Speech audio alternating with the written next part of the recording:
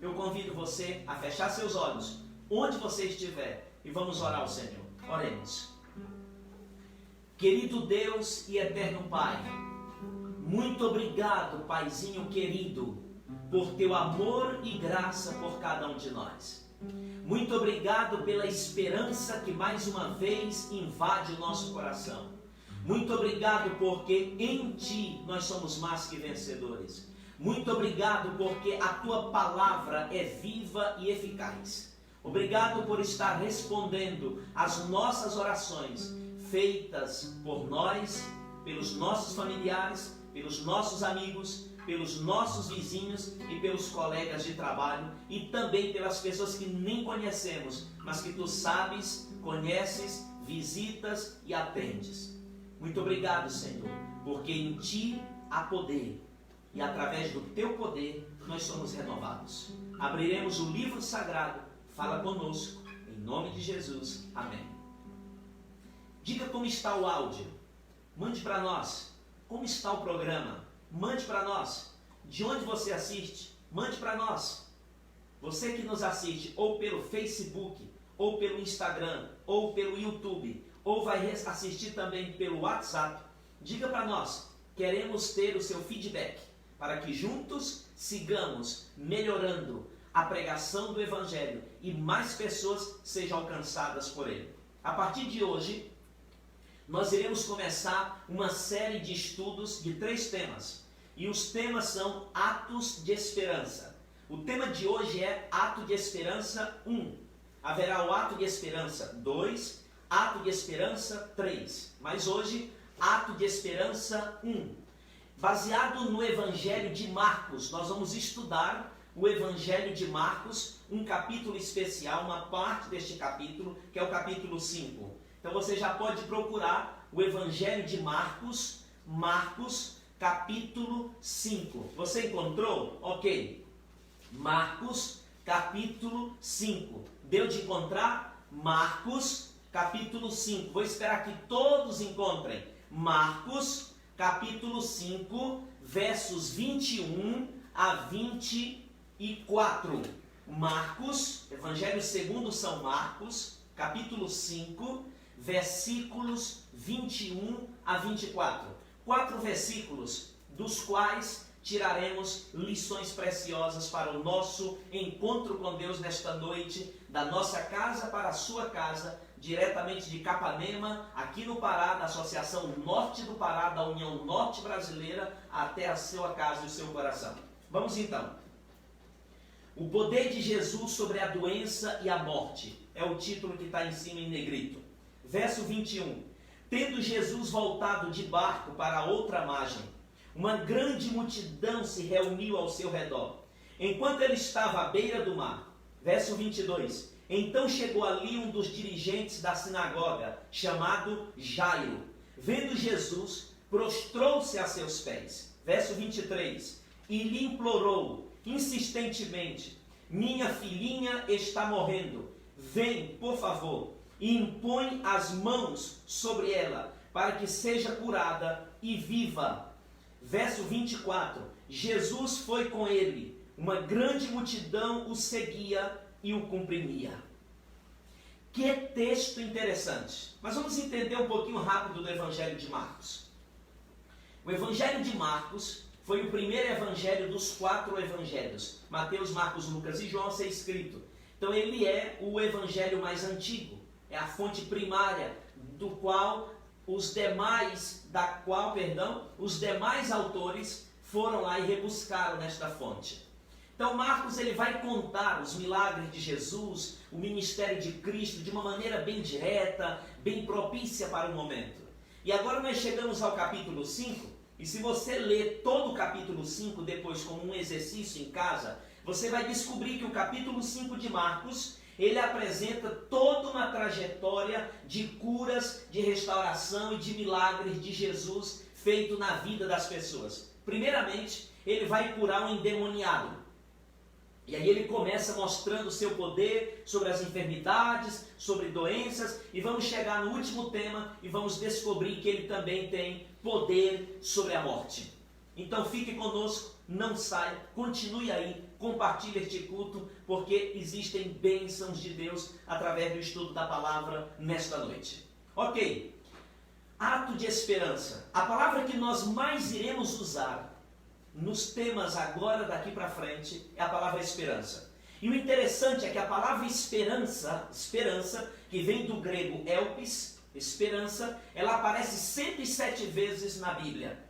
E essas 107 vezes estão divididas em dois grupos. 51 vezes estão no Novo Testamento e 56 no Velho Testamento. Escute, como se diz em espanhol, ojo, acá. Escute bem. O interessante é que a palavra esperança, ela é mais usada e mencionada no Antigo Testamento do que no Novo. No Novo, 51 vezes. No Antigo, 56. O que isso quer dizer? Que a esperança sempre fez parte da trajetória da vida do povo de Deus. A esperança sempre esteve presente em toda a vida dos escolhidos do Senhor. A esperança abre a Bíblia e a esperança encerra a Bíblia. Uma coisa interessante. Gênesis capítulo 1, versículo 1 diz assim: no princípio criou Deus os céus e a terra. No hebraico nós lemos Bereshit bara Elohim ve'et haaretz. Onde você encontra esperança ali? Em todo o texto. O texto diz: no princípio criou Deus os céus e a terra. O que o homem fez? Nada. O que é esperança é um ato que ele recebe de Deus, é esperar, confiante de que alguém o ajudará. Deus criou o mundo para nós, perfeito, sem nenhuma mazela, sem nenhuma pandemia, sem nenhuma enfermidade. Esperança, sempre houve esperança em toda a Bíblia. Apocalipse vai terminar falando da esperança, e a maior esperança de um homem, de uma mulher, de um jovem, de uma criança, de um adulto, de um idoso, é a volta de Jesus. E é isso que fala Apocalipse. Então esta palavra, ela tem norteado o rumo daqueles que confiam e esperam no Senhor. No Antigo Testamento, para você ter uma ideia, a palavra esperança significa confiança no cumprimento de um desejo, de uma expectativa, de aguardar, de buscar. Já no Novo Testamento, a palavra esperança, ela tem um significado de expectativa do que é bom, do bem, regozijo de eterna salvação. E é isso que a esperança significa. O que podemos ver é que há um fio que liga o significado e a utilização da palavra esperança, tanto no Antigo quanto no Novo. O ato de esperar por algo bom. E Jesus Cristo foi o ato mais bondoso da graça de Deus esperado desde o Antigo Testamento, quando se pronunciou a vinda do Messias, do libertador e do restaurador de Israel. Que show! A Bíblia nos apresenta, show espiritual. A Bíblia nos apresenta quando fala de esperança. No estudo de hoje, a palavra esperança, ela tem uma conotação, a conotação de expectativa do bem. A esperança e a expectativa do bem físico e espiritual. E eu quero falar nesses dois momentos, nessas duas esferas da humanidade. Expectativa do que é bom, tanto físico quanto espiritual. Porque nós, seres humanos, também somos seres físicos. Os cristãos também têm seu lado físico.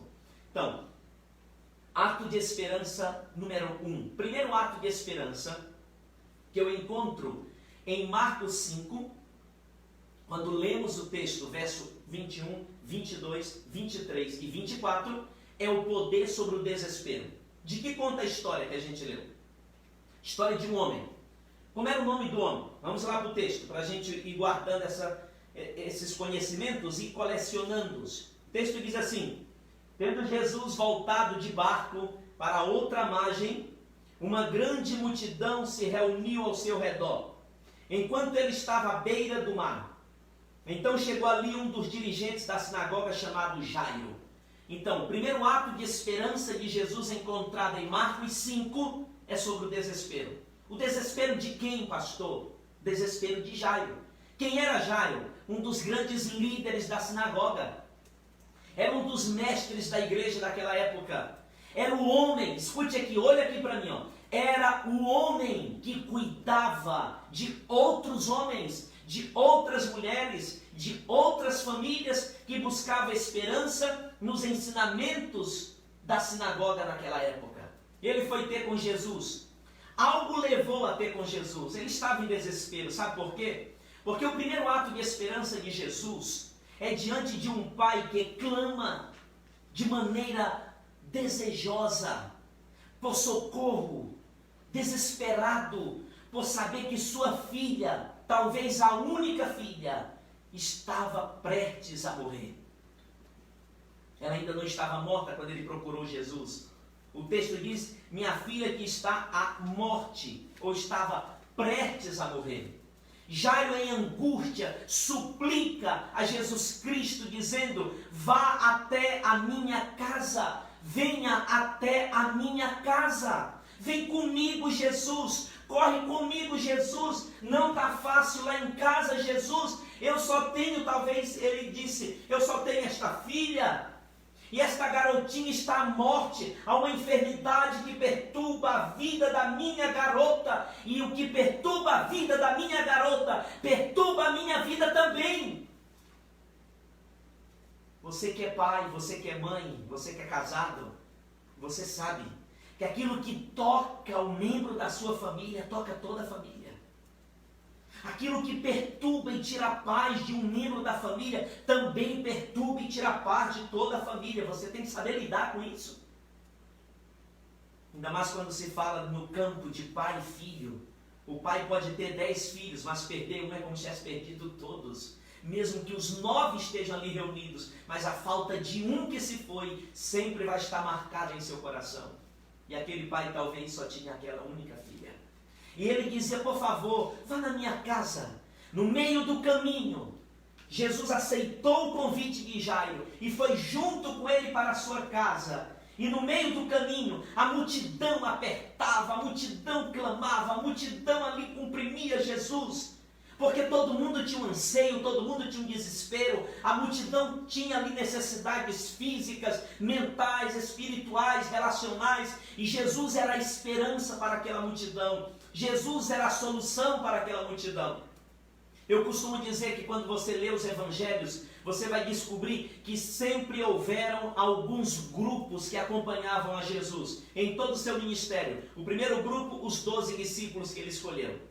Ele escolheu para estar com eles, para acompanhá-los, para treiná-los, para prepará-los e para enviá-los. Eles estariam com eles e estariam com ele, com o próprio Jesus, o Mestre. Havia um segundo grupo que sempre acompanhava Jesus por onde ele ia, chamado o grupo dos fariseus. Eles não estavam ali para aprender, eles não estavam ali para ser treinados, eles não estavam ali para serem capacitados para o crescimento da igreja. Eles estavam ali para perceber o que Jesus faria de errado, onde ele pisaria na casca da banana, e o deslize de Jesus seria a causa principal da sua morte. Mas havia um terceiro grupo que sempre acompanhava Jesus em toda a sua trajetória, conhecido como grupo grande multidão. Você vai ver, a multidão estava com Jesus, a multidão estava com Jesus, Jesus descia na beira da praia, a multidão já estava ali, os barcos chegavam, a multidão estava ao redor de Jesus, e a multidão tinha um desejo, que Jesus suprisse suas necessidades. Eu quero perguntar a você, em que grupo você se encontra nesta noite? É você um discípulo que aprende com Jesus para ser ensinado, trabalhado, transformado e preparado para continuar a pregação do Evangelho, para continuar a disseminação do assim diz o Senhor? Ou você faz parte do grupo dos fariseus, que está às vezes numa igreja, numa comunidade evangélica cristã, simplesmente para perceber defeito dos seus líderes, dos pastores, dos membros da igreja, de alguém, qualquer deslize para você detonar, publicar na internet: olha, o meu pastor fez isso, o meu líder religioso, a família do ancião, a família do dirigente. Ou você faz parte da grande multidão, do terceiro grupo, que só vai a Jesus em busca de cura, de milagre, você só quer dinheiro, só quer bênção, mas você não quer compromisso com o abençoador? Pense, eu não vou responder por você. Essa resposta cabe a mim também, eu me pergunto. Todos os dias, que tipo de membro de igreja eu sou? Que tipo de pastor eu sou? Aquele que está aprendendo com Jesus para ensinar as pessoas? Ou sou aquele que estou simplesmente procurando defeitos na igreja para multiplicar o grupo daqueles que difamam a igreja? Ou eu sou aquele que simplesmente estou na igreja para viver do salário que ela me dá, para viver das bonanças da igreja e não me sacrificar pela igreja, pelo Cristo da igreja? Que tipo de membro você é? Fique tranquilo. Há esperança para o primeiro grupo, há esperança para o segundo grupo, há esperança para o terceiro grupo. E se houver um quarto grupo, há esperança para todos. E a esperança é Jesus, é deixá-lo dominar a sua vida, seu coração, suas necessidades. Não importa se é hemorragia, não importa se o desespero e não importa se a morte está batendo a porta do seu coração. A esperança para ti, a esperança para mim. Amém? Louvado seja Deus. Mas voltamos à história de Jairo. Jairo convidou Jesus. Jesus aceitou o convite e disse: vamos à tua casa. Vamos comigo, vamos viajar agora comigo nesta história do Novo Testamento. E Jesus agora caminhando com Jairo, e chegou um dado momento, a multidão que o perturbava, a multidão que o comprimia, todo mundo com suas listas de necessidades para apresentar a Jesus. Uma mulher do nada toca no manto de Jesus, toca na vestimenta de Jesus, e talvez nem precisou puxar, só tocou. Jesus sentiu e disse: alguém me tocou. Os discípulos olharam em desespero e disseram: mas como? Como descobrir se alguém te tocou, se a multidão está no frigir de ovos em uma mesma frigideira? Olha só, Jesus, o tanto de gente. O discípulo tinha esquecido que aquele era o homem que tudo sabia, que tudo vê, que tudo conhece. Não tem segredo diante de Jesus Cristo. Ele é onisciente, ele é onipotente, ele é onipresente. Atributos que só Deus, o Pai, o Filho e o Espírito Santo possuem. E agora Jesus perturba um pouco a multidão, no bom sentido, diz: alguém me tocou, vocês têm que descobrir, alguém me tocou. Agora quem iria ter coragem de dizer: eu te toquei? Aquela mulher teve. E uma mulher que a Bíblia diz que não tem o nome dela, vai ser o tema do próximo culto. Disse assim: eu te toquei. E talvez esperando uma repreensão, porque era uma mulher no meio de uma multidão, num grupo de homens. A cultura do tempo não permitia que as mulheres tivessem esses contatos. Não vou me alongar muito, porque é o próximo tema. Mas em vez de uma repreensão, Jesus olhou para aquela mulher e disse assim: a tua fé te curou. A tua fé te salvou. Agora feche parênteses, voltamos para a história de Jairo. Neste tempo, esperando entre Jesus descobrir quem era a multidão, que o havia tocado, e nesta conversinha com esta mulher, a menina morreu. E alguém chega até Jairo e diz: ei amigo, ei, para de perturbar Jesus Cristo, porque tua filha acabou de falecer. Quem estava em desespero, agora arranca os cabelos. Quem estava em angústia, agora cai em depressão. E agora? Eu estava com o antídoto da doença em minhas mãos. Jesus havia aceitado ir comigo. Estava tudo certo. Estávamos quase na esquina da minha casa. Por quê? Por quê? Jesus olhou para aquele homem e disse: calma. Nós podemos imaginar o sofrimento de Jairo enquanto passava o tempo. Então acontece o pior, ele recebe a pior notícia que ele não queria receber e que pai nenhum neste mundo gostaria de receber: tua filha acabou de falecer. Que pai suporta tamanha dor? Que pai suporta uma notícia como esta? Você pode até ter vários filhos, mas a perda de um representa sofrimento e a perda de todos. Mas aquele homem precisava entender, como eu e você precisamos entender hoje à noite, e pelo resto da nossa vida, que a esperança estava ao lado dele, a esperança até mesmo para a morte, chamado Jesus Cristo. E Jesus olhou para aquele homem em meio a tantas falas de desespero, e ele disse: fica tranquilo, eu quero ir para a parte final do tema desta noite. Que lições nós aprendemos com a história de Jairo? Primeiro, Jairo foi um homem que se aproximou de Jesus. Se você quer ter cura, se você quer ter milagre feito pelas mãos de Cristo, aproxime-se dele. Não seja um filho distante, como diz em espanhol para os hermanos que estão nos acompanhando de outros países. Não ser um hijo lejano, ser um hijo cerca de Jesus. cercando cada vez más estrecha a relação com Jesus Cristo. Para nós, irmãos brasileiros, mais perto de Jesus, aproxime-se de Cristo, tenha uma relação mais íntima com Jesus. A cura da nossa vida danificada pelo pecado ocorre justamente quando nós iniciamos e usufruímos de uma amorosa amizade com Jesus. Quem não é amigo de Jesus não recebe bênção de Jesus. Existe a graça geral, chuva e sol para todo mundo, e a graça salvadora, que é aquela que é unicamente para quem aceita Jesus como seu Salvador e seu Senhor. Ao nos aproximarmos de Jesus, a nossa vida dá um giro de 360 graus. Aproxime-se de Jesus e você sentirá a paz e a segurança que só Ele pode dar para um homem.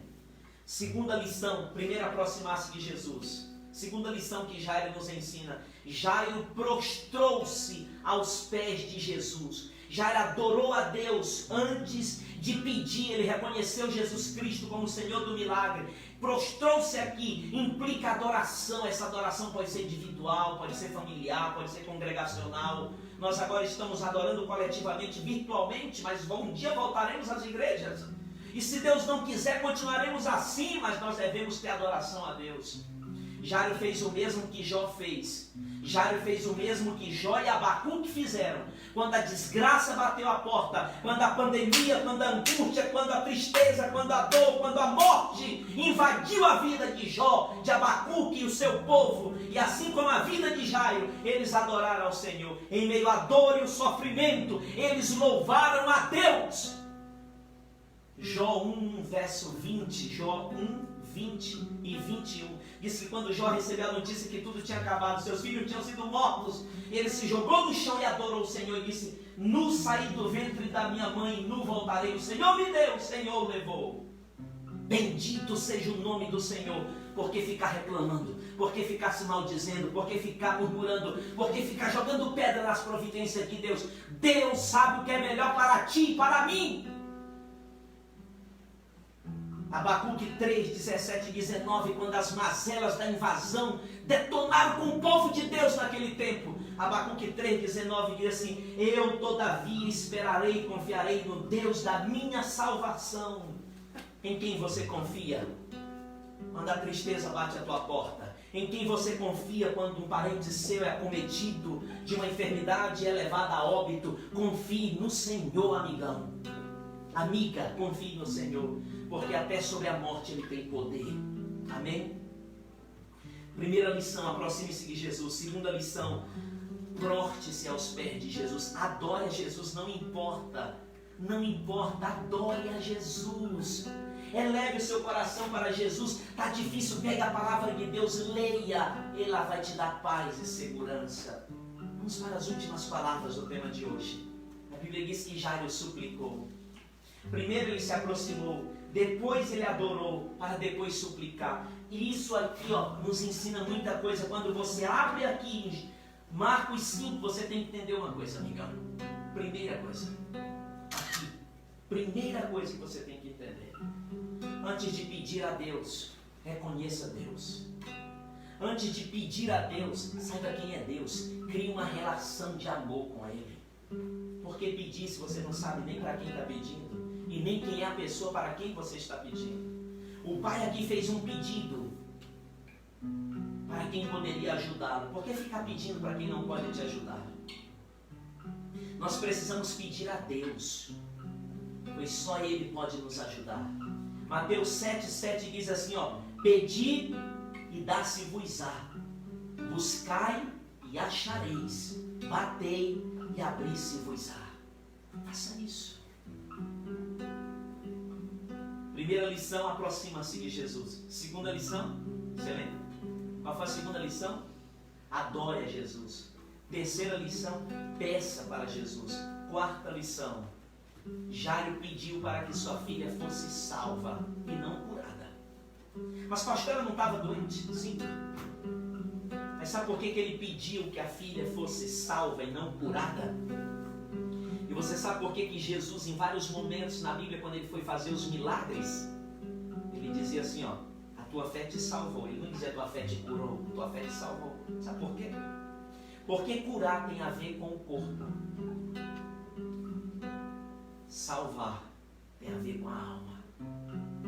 Curar tem a ver com esta terra. Salvar tem a ver com a terra por vir.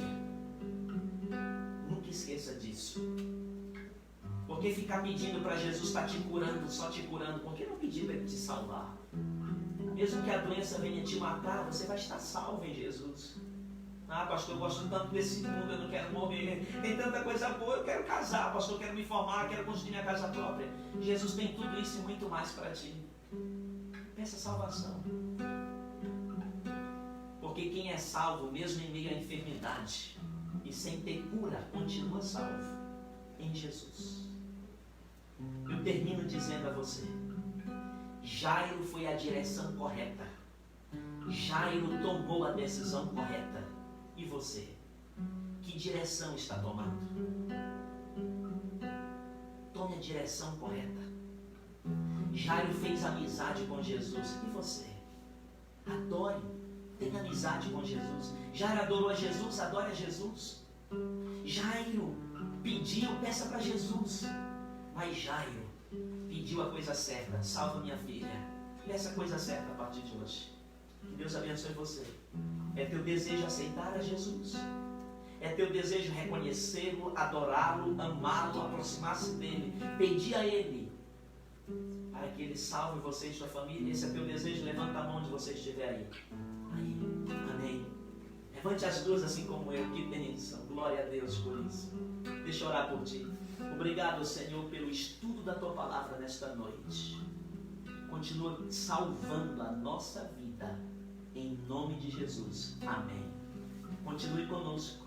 Vamos para o momento final deste culto. Não deixe de compartilhar, para que mais Jairos neste mundo possam ser alcançados pela palavra de Deus. Obrigado.